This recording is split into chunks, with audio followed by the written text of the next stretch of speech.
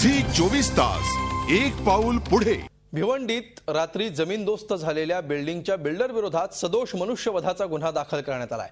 या इमारतीवर एक मजला अनधिकृतरित्या बांधला जात होता, त्यामुळे संबंधित बिल्डर इंजिनियरवर सदोष मनुष्यवधाचा गुन्हा दाखल झालाय। दरम्यान या दुर्घटनेमध्ये तिघांचा मृत्यू झालाय तर 35 जण जखमी झालेत। ही अरिहंत कॉम्प्लेक्स बिल्डिंग काही क्षणात अशी जमीनदोस्त झाली। बुधवारी रात्री 12:30 ते 1:30च्या दरम्यान झालेल्या दुर्घटनेत ही 2 मजली बिल्डिंग पूर्णपणे कोसळली। या दुर्घटनेवेळी या इमारतीत 45 जण शिलाई कामगार होते। या दुर्घटनेनंतर तातडीने मदत कार्यही हाती घेण्यात आलं। अनेकांना या ढिगाऱ्याखालून बाहेर काढण्यात आलं आणि उपचारासाठी नजीकच्या रुग्णालयात दाखल करण्यात आलं। मुळात 10 वर्षांपूर्वीच्या या 2 मजली बिल्डिंगवर एक मजला अनधिकृतपणे बांधण्याचं काम सुरू होतं, त्यामुळेच ही दुर्घटना घडल्याचं सांगण्यात येत आहे। का करीब 10-12 साल पहले ये गोदाम बने थे ऐसा मालूम पड़ा है। ये ग्राम पंचायत से इन्होंने कभी एनए लिया होगा, लेकिन जो कंस्ट्रक्शन हुआ है इसमें साफ दिखाई दे रहा है कि ये इलीगल अनऑथराइज कंस्ट्रक्शन है। अब कागज निकलवा रहे हैं हम, लेकिन हमने 304 केस दाखिल किया है। एरवी अनधिकृत बांधकामांबाबत ढिम्म असलेलं प्रशासन या दुर्घटनेनंतर मध्यरात्री खडबडून जागं झालं आणि मग संबंधित बिल्डर विरोधात सदोष मनुष्यवधाचा गुन्हा दाखल केलाय। प्रत्येक दुर्घटनेनंतर नवनव्या घोषणा करणाऱ्या सरकारनेही मग यापुढे बिल्डरसह आर्किटेक्ट आणि इंजिनियर्सना जबाबदार धरण्यात येईल अशी घोषणा करून टाकली। नगर विकास खात्याने आणि गृहनिर्माण ह्या दोघांनी मिळून एक नवीन प्रपोजल ते त्या ठिकाणी आणतात। त्यांनी त्याच्याबद्दलचा स्टडी केलेला आहे। ही लोक 7-7, 8-8 दिवसाला एक स्लॅब टाकतात आणि त्या ठिकाणी निघून जातात। जो तो आपल्या आपल्या कामात असतो।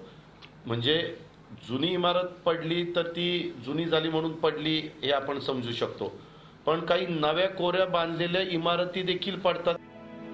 ठाणे जिल्ह्यात बिल्डिंग दुर्घटनेत निष्पापांचे बळी जाण्याची ही काही पहिली वेळ नाही। गेल्या 2 ते 3 महिन्यात मुंबई आणि ठाण्यात झालेल्या दुर्घटनांमध्ये सुमारे 100हून अधिक जणांचा बळी गेलाय।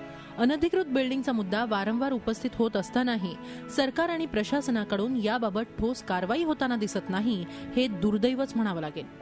याबाबत ठोस भूमिका ठरवण्यासाठी आणखी किती निष्पापांच्या बळींची वाट पाहायची हाच खरा सवाल आहे।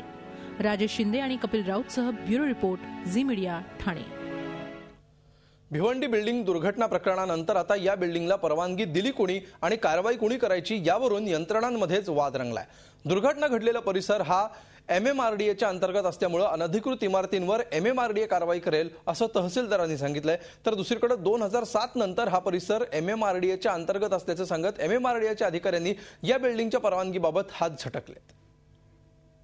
परिसरामध्ये MMRDA प्लॅनिंग अथॉरिटी असल्यामुळे त्यांच्याकडून हे अनधिकृत बांधकाम जे आहे त्याच्यावर त्यांच्याकडून कारवाई होईल। त्यामध्ये महापालिकाचा काय भाग आहे, MMRDAचा काय भाग आहे आणि काय भाग MMRचा आहे।